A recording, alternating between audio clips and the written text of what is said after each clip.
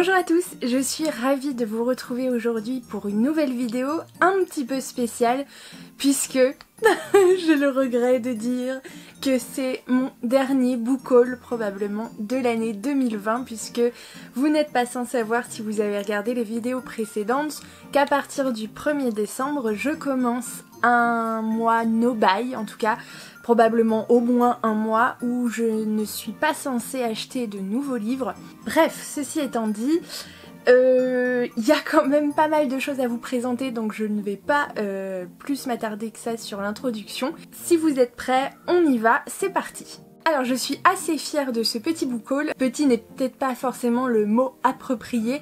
Disons que j'ai consommé différemment par rapport à ces derniers mois. J'ai pas mal de dons, j'ai quelques petites surprises aussi qui ne sont pas de mon fait. J'ai aussi acheté beaucoup de mangas, je vous les présenterai tous d'un coup un peu plus tard. Des formats poche aussi, ce que je n'avais pas trop consommé ces derniers mois. Donc mon portefeuille m'a dit merci. Il n'empêche que j'ai quand même beaucoup de choses à vous présenter, donc on y va.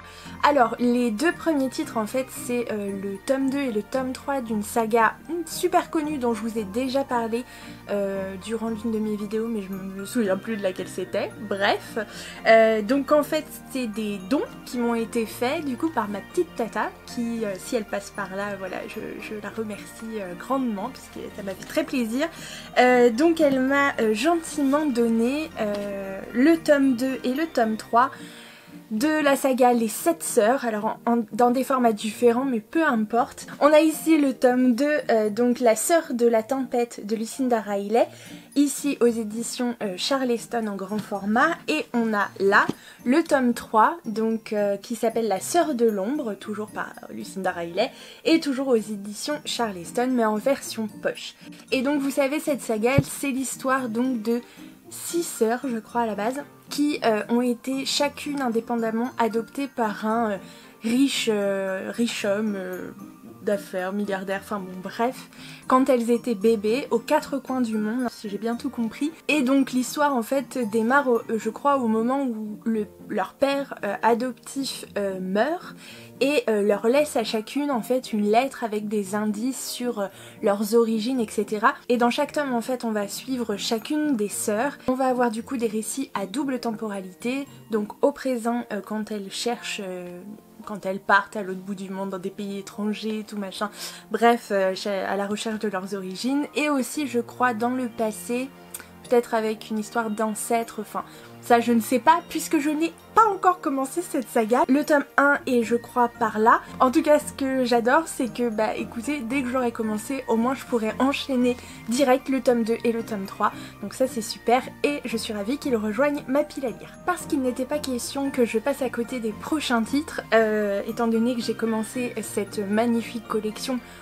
Bah écoutez, je vais pas m'arrêter en si bon chemin avec des titres comme ceux-là, puisque sont sortis aux éditions RBA, donc dans la Cranford Collection des romans éternels, Raison et Sentiment de Jane Austen, mon autrice de l'Angleterre du 19e siècle favorite, puisque je suis une grande fan de Jane Austen. J'adore particulièrement Orgueil et Préjugés, c'est l'un de mes livres de chevet, et Raison et Sentiment est un très bon ouvrage aussi. Dans ce roman de Jane Austen, on va suivre la famille Dashwood, en particulier les femmes Dashwood, puisque à la mort de leur père, elles sont injustement privées de l'héritage. Elles doivent quitter là où elles étaient installées pour aller dans le Devon, je crois, dans une sorte de cottage, une petite société, petit village, bon, où elles vont rapidement, entre guillemets, s'intégrer. On suit en particulier les deux sœurs, l'aînée Elinor, du coup, qui représente plutôt la raison, et Marianne, la cadette, qui représente plutôt les sentiments, puisque les deux vont évidemment faire face à des situations amoureuses plus compliquées l'une que l'autre. Elles vont affronter des péripéties et aussi des déceptions. Bref, elles vont avoir des manières de réagir totalement différentes l'une de l'autre. Elles vont surtout devoir s'épauler et apprendre l'une de l'autre également pour trouver une sorte d'équilibre. On retrouve totalement la plume de Jane Austen, aussi bien délicate qu'incisive et toujours pleine d'humour. Si vous prenez ce livre au premier degré, il peut paraître un peu plat, toujours chez Jane Austen. On est sur une romance bien sûr très classique, mais si vous prenez le temps de creuser un peu, vous comprendrez comme toujours que le propos est bien plus profond qu'il n'y paraît. Et donc voilà, c'est encore l'un des chefs-d'œuvre de Jane Austen que je suis ravie d'avoir dans cette magnifique édition de la Cranford Collection. Un autre roman de cette magnifique collection, il s'agit du Temps de l'innocence d'Edith Wharton, donc avec cette magnifique couverture encore que nous proposent les romans éternels. Pour le coup, je ne pourrais pas vous faire un gros résumé de ce que raconte le Temps de l'innocence, puisque j'ai d'abord pris ce livre pour l'autrice, puisque Edith Wharton est particulièrement connue en tant que romancière américaine et grande figure libre de la Belle Époque. Elle a notamment traversé l'Atlantique plus d'une 60aine de fois et ce fut la première femme à se voir décerner le prix Pulitzer en 1921.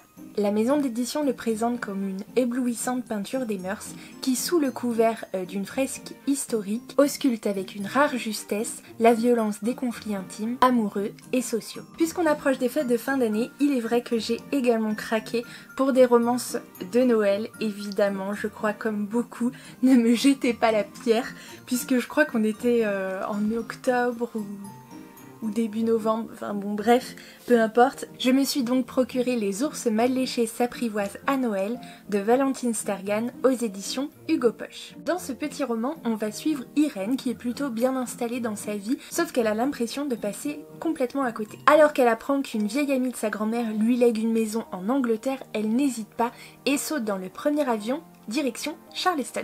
Elle va y rencontrer ses nouveaux voisins, des personnages hauts en couleur et entre autres son voisin bourru comme il faut qui s'appelle Rudolph. Moi perso je pense tout de suite Rudolph le Renne au nez rouge. J'ai la chanson et tout, je sais pas vous mais moi c'est direct. Il y a un petit garçon et qui est veuf depuis 2 ans. Alors vous vous doutez bien que ce voisin, au-delà d'être bourru, est particulièrement attirant, d'autant plus qu'il a un petit garçon et Irène va se faire un devoir de lui remonter le moral à l'aube des fêtes de fin d'année.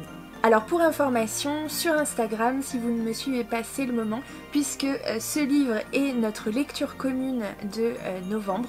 On vient juste de commencer. Si vous voulez nous rattraper, n'hésitez pas. Rejoignez-moi sur Instagram et envoyez-moi un petit message pour que je vous ajoute au groupe de lecture commune. Dans la même veine, je me suis procuré Joyeux Noël et Laisse-moi tranquille d'Eve Borelli aux éditions HarperCollins de poche. Noël ne pouvait pas commencer plus mal pour Pia Amelia, fraîchement célibataire. Enfin, c'est ce qu'elle croyait jusqu'à ce qu'elle rentre à la maison familiale pour découvrir que son frère et sa sœur ont loué sa maison à des vacanciers et qu'en plus ils ont eu la traîtrise d'embaucher le chef cuisinier, donc Victor, qui est en fait un ami d'enfance de Pia Amelia.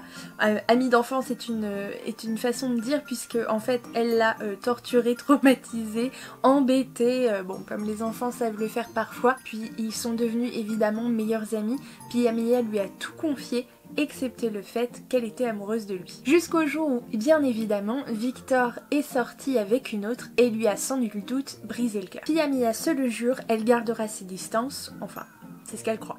Je vous avais déjà parlé de ce livre pour mon Pumpkin Autumn Challenge puisque j'avais prévu de le commander pour le lire, sauf que je n'ai pas eu le temps, donc je me dis c'est peut-être l'occasion maintenant. Et oui, puisque je l'ai proposé sur Instagram pour une lecture commune au mois de décembre, probablement à partir du 13. Donc si ça vous intéresse, n'hésitez pas à me rejoindre là-bas et de même à m'envoyer un petit message pour me dire que la lecture commune de décembre vous intéresse. Je vous parle évidemment de l'Halloween de Poirot, en fait, d'Agatha Christie, ici aux éditions Le Livre de Poche, qui en fait regroupe le livre Le Vallon et Le Crime d'Halloween. On retrouve bien évidemment notre célèbre personnage d'Hercule Poirot, ici dans 2 affaires qui, si elles n'ont rien à voir, vont peut-être avoir comme point commun le fait qu'elles semblent particulièrement simples à Hercule Poirot, mais qu'elles pourraient se révéler bien plus complexes que prévu. Le célèbre détective pourrait enfin se retrouver face à des adversaires de taille. Le suivant est également un titre que je vous ai présenté pour ma pile à lire du Pumpkin Autumn Challenge et je suis ravie de l'avoir parce que quand vous allez voir ce beau bébé, déjà que je savais que j'allais aimer, mais alors là dans cette édition, c'est une édition de Monsieur Toussaint Louverture et oui je vous tease.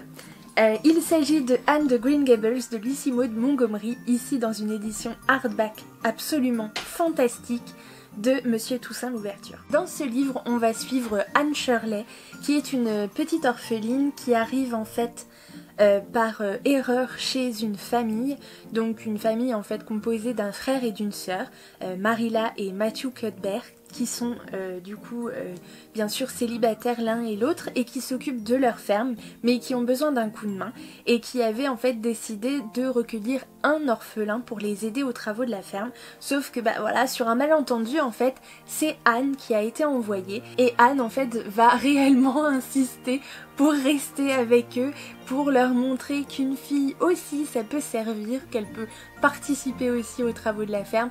Bref, ça va être une rencontre entre tous ces êtres absolument formidables puisque Anne est une petite fille qui a traversé déjà beaucoup de choses compliquées à son âge et qui pour s'en sortir a fait appel à une imagination absolument débordante.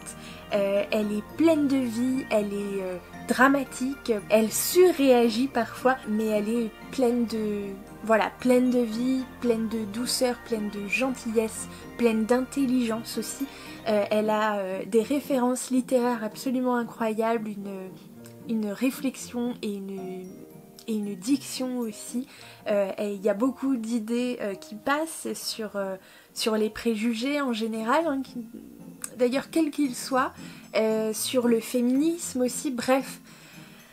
Je sais que moi personnellement j'ai découvert cette histoire avec la série donc, de Netflix dont je vous ai parlé et j'ai littéralement adoré, j'ai été subjuguée par les personnages quels qu'ils soient, ils m'ont émue, ils m'ont bref provoqué un maximum d'émotions et je suis très impatiente de découvrir donc ce premier tome parce que je crois qu'il existe plusieurs tomes de cette histoire. Je dirais bien une dizaine. Est-ce que Monsieur Toussaint Louverture va tous les éditer? Mais je l'espère. En tout cas, je suis ravie de découvrir ce premier tome et de retrouver ce personnage absolument pittoresque d'Anne de Green Gables. Honnêtement, c'est Noël avant l'heure avec cette beauté. Je me suis ensuite procuré le premier tome d'une saga jeunesse dont j'entendais parler déjà depuis un sacré moment. Il s'agit du Pays des Contes, le premier tome intitulé Le Sortilège perdu de Chris Colfer aux éditions Michel Lafon Poche. Petit aparté, Chris Colfer, si ça vous dit quelque chose, il s'agit en réalité de l'acteur interprétant Kurt dans la série Glee. Bref, fun fact, mais j'ai été assez... étonnée en fait de le retrouver auteur de saga jeunesse. On va suivre deux enfants, donc Alex et Connor, qui se retrouvent en fait au pays des contes, et c'est le cas de le dire, puisque on retrouve des personnages comme Blanche-Neige, le petit chaperon rouge, ou encore Boucle d'Or, etc. Mais c'est pas tout à fait les personnages de contes comme on s'en souvient, du coup Connor et Alex vont devoir rassembler 8 objets magiques pour pouvoir rentrer chez eux, mais c'était sans compter sur la méchante reine qui semblerait avoir un tout autre plan. Je n'ai entendu que du bien sur cette petite saga jeunesse et j'ai vraiment hâte de me plonger dedans. Je me suis ensuite procuré ce livre dont j'avais énormément entendu parler sur Booktube et sur Instagram, qui avait énormément bonne presse après lecture évidemment. Il s'agit de Babel Corp, donc Genesis 11 de Scott Rengen aux éditions Milan. On va y suivre Emmett du coup qui s'embarque sur un vaisseau, le Genesis 11, appartenant à la compagnie Babel Corp, avec d'autres ados défavorisés. Ils ont pour mission de débarquer sur une planète et de récolter une substance fossile ultra puissante. Sauf que ce serait trop simple, en fait ils ne débarqueront pas tous, il va falloir qu'ils se battent en fait pour obtenir ce privilège. Alors pourquoi, je ne sais pas. Ce qui est dit, c'est que seuls les meilleurs seront autorisés à débarquer. Et là, on va commencer à rentrer dans un truc un peu bizarre à la Hunger Games, avec des épreuves, des combats violents, des entraînements hyper durs, etc., etc.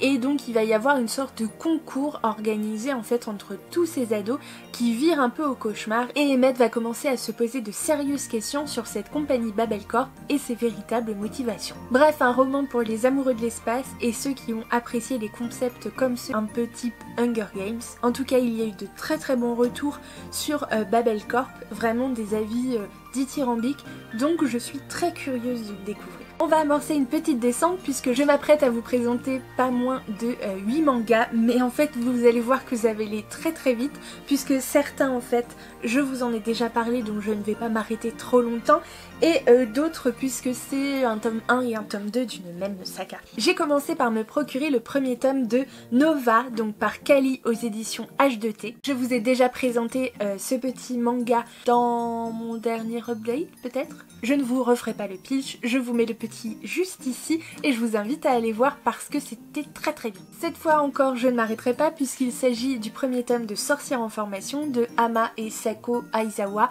aux éditions Soleil Manga, dont je vous ai également parlé pour ma pile à lire de décembre, donc là voilà, il est magnifique mais je ne saurais pas quoi vous en dire. Ensuite j'ai été me procurer bien évidemment le tome 2 de Our Colorful Days, donc de Gengoro Tagame aux éditions Akata. J'avais beaucoup aimé le premier tome, vous savez je vous ai prévenu il y a quelques jours que le tome 3 allait sortir normalement au cours du mois de décembre, donc bah, c'est l'occasion de clôturer la série et voilà, il faut que j'avance, il faut que je lise. Je vous avais présenté je crois ce petit manga lors des sorties livresques de novembre je crois, donc je me suis procuré le premier tome de Alpi the Soul Sender par Rona aux éditions Kiyun. Là également je vous renvoie donc au petit juste ici pour le résumé. Vous savez qu'on va parler de nature, d'écologie, de différentes cultures, de protection de l'environnement, etc. Donc bah, ça c'est super cool, j'ai vraiment hâte de le découvrir. Là on rentre dans les nouveautés dont je ne vous ai encore jamais parlé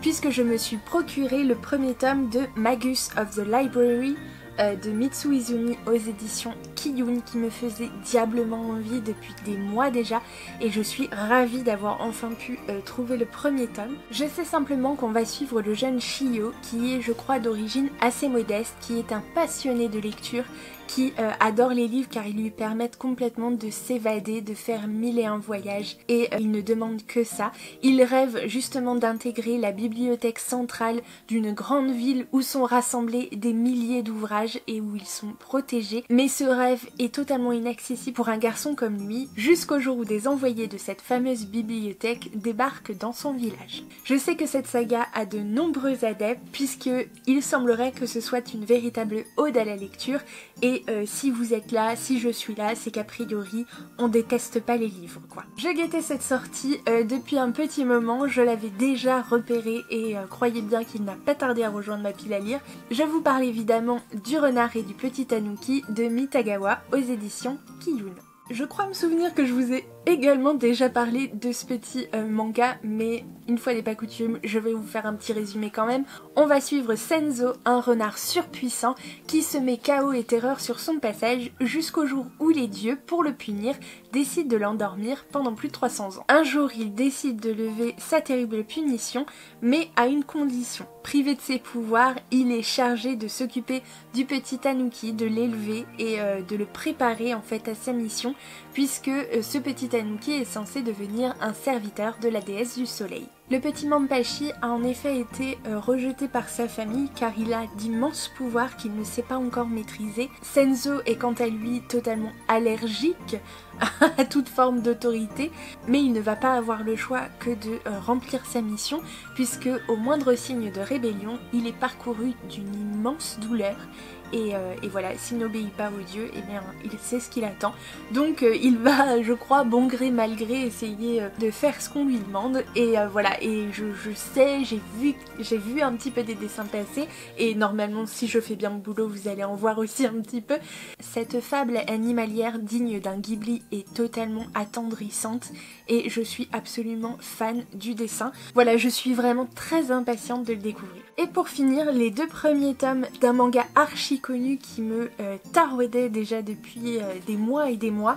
Il s'agit du manga minuscule de Takuto Kashiki aux éditions Comico. Et là vous ne pouvez pas me dire que vous n'allez pas craquer pour ces boules trop mignonnes, puisqu'on va y suivre Akume et Mikoshi, qui sont 2 petits êtres d'à peine 9 cm qui se déplacent à dos de scarabées entourés de leurs amis à fourrure, etc. dans la forêt, mais moi j'y suis déjà. On va les suivre dans des scènes du quotidien, voilà, apaisantes, touchantes, rigolotes, et ces personnages vont nous montrer tout ce qu'on est capable de faire, même quand on n'est pas plus haut que 3 pommes. On va enchaîner de suite avec 2 titres particuliers, puisque c'est un miracle, c'est à noter. J'ai participé totalement par hasard à des concours sur Instagram. Alors vous savez, je sais pas comment vous êtes avec les concours, mais moi déjà en général je participe pas parce que j'ai pas vraiment de chance, donc voilà. Bon, en même temps vous allez me dire, si on participe pas on gagne pas. Oui, c'est vrai, c'est pas faux. Mais bon, voilà. Bref, là, je ne sais pas pourquoi, il y a une semaine où j'ai participé, voilà, à plusieurs concours, parce qu'il y en avait plusieurs via les maisons d'édition sur Instagram. Et alors, la même journée, dans le même quart d'heure, j'ai reçu 2 messages. Le premier de la maison d'édition Flammarion pour me dire que j'avais gagné Les Yeux du Dragon de Stephen King dans leur nouvelle édition absolument somptueuse. Je suis absolument ravie de pouvoir découvrir un autre ouvrage de Stephen King, probablement dans un autre genre, puisqu'on va découvrir que depuis 4 siècles, Flag le magicien hante le royaume de Delin. Conseiller du trône dans l'ombre, il manipule en fait le pouvoir. À la mort du roi Roland, son fils Peter, brave et courageux, doit lui succéder. Cela pourrait contrarier les sombres projets de Flag, plonger le royaume dans le chaos. Une terrible machination se met alors en route au prix de l'honneur d'un homme. Mais au royaume de Delin, le triomphe du mal n'est pas une fatalité. Un conte noir plein de suspense pour mettre un pied dans le monde ténébreux de Stephen King. Ben moi je sais pas ce que vous en pensez, mais je suis ravie et j'ai super hâte de le commencer. Le deuxième message provenait de la maison d'édition Rue de Sèvres pour me prévenir que j'avais remporté un méga lot, avec entre autres à l'intérieur un étui comportant 3 tomes d'une BD très très connue, puisque c'était à l'occasion en fait de la sortie de cette BD en film au cinéma. Bon, avec le contexte, ça a été un peu compliqué. Les premiers tomes sont sortis chez une autre maison d'édition. Je suis ravie de pouvoir découvrir par ce biais cette BD. Je vous parle de Petit Vampire, donc la BD de Johann Sfar aux éditions Rue de Sèvres, ici dans cet étui magnifique contenant donc les 3 tomes édités par Rue de Sèvres. Il s'agit du Serment des pirates, de la Maison de la Terreur qui fait peur et de On ne joue pas avec la vie. Et voilà, je suis... Pardon, vous avez le reflet. Je suis absolument ravie, j'espère que vous allez avoir de belles images. C'est l'histoire d'un petit vampire qui, je crois, malgré voilà, qu'il soit bien entouré, il finit quand même un peu par s'ennuyer, il n'a pas d'amis et il va, je crois, se lier d'amitié avec un petit garçon qui s'appelle Michel, si je dis pas de bêtises. Bref, je suis absolument ravie de pouvoir découvrir cette BD, en plus dans cet étui magnifique, et le colis de Rue de Sèvres était plein de goodies que je me suis empressée voilà, d'offrir un petit peu partout autour de moi. Donc voilà, et je trouve ce coffret absolument mais somptueux. Ça donne vraiment très très envie. Bref, je suis ravie de pouvoir découvrir donc Petit Vampire dans ces magnifiques éditions. Bon, et alors là je suis ravie de clôturer avec cet ouvrage, on va dire ça comme ça. Bon, je suis allée le chercher en click and collect, mais c'est vrai que ça n'est pas un livre qui m'appartient. On va gentiment me le prêter puisque le tome 2 est sorti, tout juste sorti en librairie d'ailleurs, je crois il y a quelques jours, et on était très curieux en fait chez moi de découvrir cette BD. Je vous parle évidemment de L'Âge d'Or de Cyril Pedrosa et Roxane Moreille, donc chez Air Libre aux éditions Dupuis, qui est un magnifique, comme vous pouvez le voir, ouvrage graphique de plus de 220 pages. Dans cette véritable épopée médiévale, on suit une princesse déchue, du coup qui devait hériter du royaume, mais suite à un complot a été obligée de s'enfuir. Elle est malgré tout bien décidée à reconquérir son royaume et Elle va notamment être entourée, je crois, de chevaliers entre autres, et il va y avoir cette histoire d'âge d'or, donc qui est en fait un livre au pouvoir si grand qu'il pourrait changer tout son destin. Donc voilà, j'aimerais vraiment que ce soit ma prochaine lecture, mais je patienterai. Voilà, je patienterai, je laisserai l'honneur à la personne qui va me le prêter de le lire en premier, évidemment. Voilà, mais je suis ravie de pouvoir découvrir ce volume 1, sachant que le volume 2 est sorti et déjà disponible. Et voilà pour conclure ce book haul de novembre 2020 et normalement le dernier book haul de l'année 2020 si tout se passe bien, à part si je suis vraiment très gâtée à Noël. D'ailleurs je passe un message au Père Noël, ma wishlist est juste en dessous, donc n'hésitez pas à vous servir Père Noël. Bref, le message étant passé, voilà, j'espère que vous avez pu découvrir certains ouvrages, si vous en avez noté, si vous en connaissez déjà, n'hésitez pas à me dire tout ça en commentaire. Enfin, pour finir, si vous n'êtes pas encore abonné à la chaîne, eh bien c'est peut-être le moment de se lancer. C'est gratuit, je vous rassure. Si vous n'avez pas cliqué sur le petit pouce bleu et que vous avez aimé, bien sûr, évidemment, eh bien n'hésitez pas, ça fait toujours plaisir et c'est très important pour faire vivre la chaîne. Enfin, si vous ne me suivez pas encore sur les réseaux sociaux, n'hésitez pas à me rejoindre sur Instagram, j'y suis assez présente et voilà, j'aime beaucoup échanger avec les abonnés, donc ce sera avec plaisir qu'on se retrouvera également là-bas. En tout cas, j'espère que vous allez bien. A priori, le déconfinement se profile petit à petit, donc ça devrait mettre du baume au cœur à tout le monde. Je vous souhaite un très bon week-end, je vous dis à mercredi prochain et je vous fais plein de gros bisous.